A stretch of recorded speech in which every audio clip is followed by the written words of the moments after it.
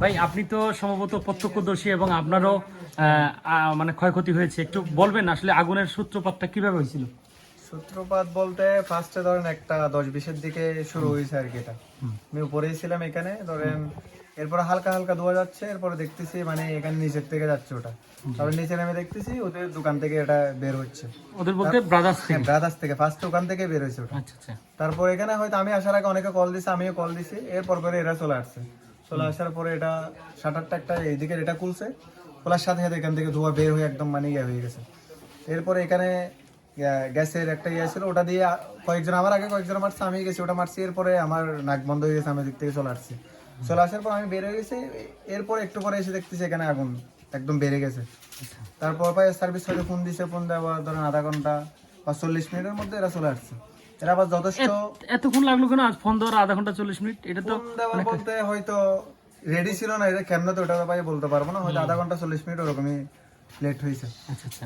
এখন এরপর আসার পর ওরা আবার যথেষ্ট চেষ্টা করছে, যথেষ্ট চেষ্টা না করলে এখানে এগুলো কোনোটাই থাকতো না। এখানে পুরো মার্কেট, আমারটাই পুরো মার্কেট, এখানে ধরেন সবগুলো জয়েন্ট অ্যাভেলেবেল দোকান, এখানে একটা দোকান, এখানে একটা দোকান, এখানে একটা, সবগুলো জয়েন্ট দোকান। তো ওরা যদি চেষ্টা না করলে, ওদের 8-9টার মতো ইউনিট ছিল, ভালো চেষ্টা, যথেষ্ট চেষ্টা করছে, চেষ্টা করার ফলে এতটুকু। কারণ এদের তো অনেক ক্ষয়ক্ষতি হয়েছে।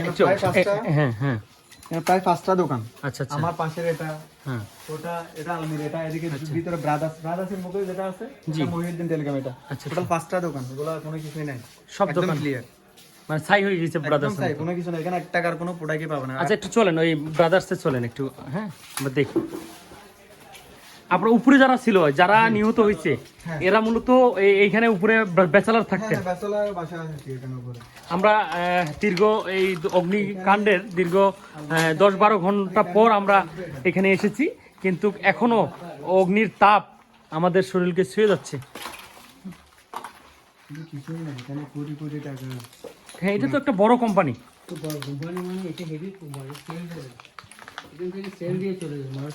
জিনিসপত্র নিয়ে যায়।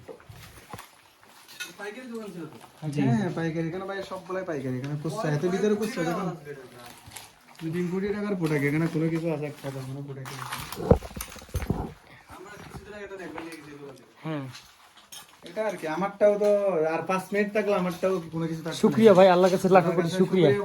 আর কোনো কিছু না, আমার পাশের দোকানে কিছু না, 1 টাকার কোনো প্রোডাক্ট নাই। এরা দোকান ওপেন করছে 5-6 মাসের মতো হয়েছে, নতুন দোকান ওপেন করছে, প্রায় 50-60 লাখ টাকার মতো। এখানে টাকার কোনো প্রোডাক্ট নাই। এটা কিসের থেকে লাগতে পারে? এটা কি অগ্নি হ্যাঁ, সব সার্কিট হতে পারে ওরকম। আমি কিন্তু খেয়াল করছিলাম বেলাল ভাই, ওনাদের যে এসি গুলো খুব পুরাতন ছিল। আমি খেয়াল করছি না, এসি এমনি তো বন্ধ, এসি চালু না, এসি অনেক আগে থেকে বন্ধ। হ্যাঁ, এটা কিন্তু এসি ছিল না, আমরা গরম প্রচুর ছিল। হ্যাঁ গরম প্রচুর, এসি ছিল না, হয়তো এখানে শর্ট সার্কিটের মাধ্যমে হয়তো কোনো ভাবে হয়েছে আর কি। এটা কেমনে কাটায় উঠবে আল্লাহ, ইনশাআল্লাহ আল্লাহ যেহেতু একটা বিপদ দিতে, আল্লাহ ভিতরে করবে। ওই ব্যাটারি না থাম ছিল, বন্ধ মারা করে দুমো তো এর কালা তো ওটা আগে বেশি অশান্তি লাগে জায়গা একটু ব্যাটারির খোল এগুলো আর সব তো দাহ্য পদার্থ, এখানে যা ছিল সব দাহ্য পদার্থ। এই যে ব্যাটারির সমস্যা নেই।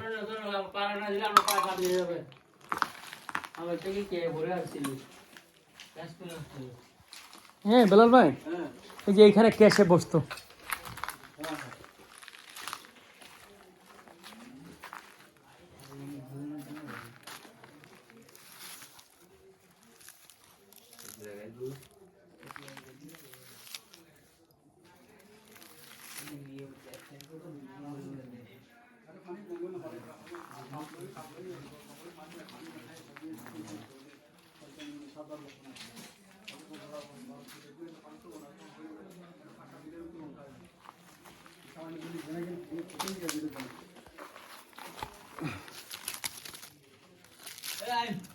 একটু